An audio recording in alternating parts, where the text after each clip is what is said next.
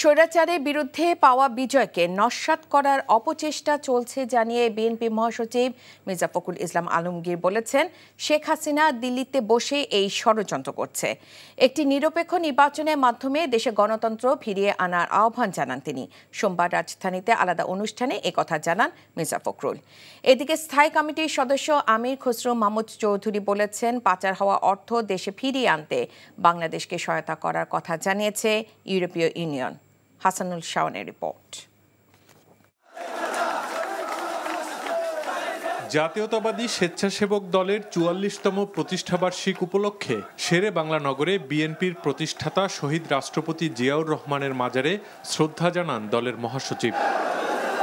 এ সময় তিনি বলেন, আগামী দিনে গণতন্ত্র ও মানবাধিকার নিশ্চিত করে একটি নতুন বাংলাদেশ বিনির্মাণ করতে চায় বিএনপি। আজকে ছাত্র জনতার এই বিজয়কে নস্যাৎ করে দেওয়ার জন্য ষড়যন্ত্র করছে, চক্রান্ত করছে।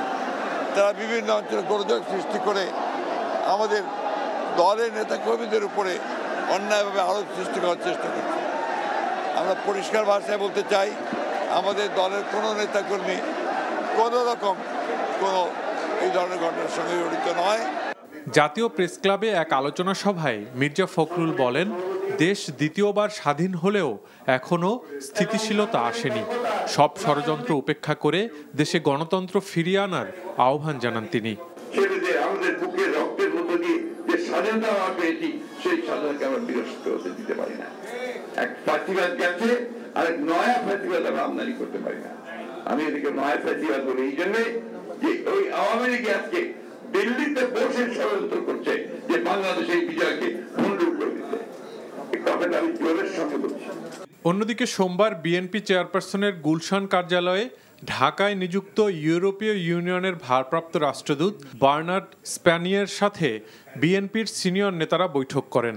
এ সময় দেশের বর্তমান পরিবর্তিত পরিস্থিতির বিভিন্ন বিষয়ে আলোচনা হয়। এই যে এতগুলো টাকা যে বিদেশে পাচার হয়েছে, যে $100 বিলিয়ন উপরে যেটা বিভিন্ন সোর্স থেকে যেটা বলা হচ্ছে, যে এই টাকাগুলো বাংলাদেশে ফেরত আনার ব্যাপারে আলোচনা হয়েছে এবং আমরা সাজেস্ট করেছি এটা আমরা সবাই মিলে একসাথে কাজ করতে হবে এটার উপরে, এবং তারা সহযোগিতা করতে এই ব্যাপারে রাজি আছে।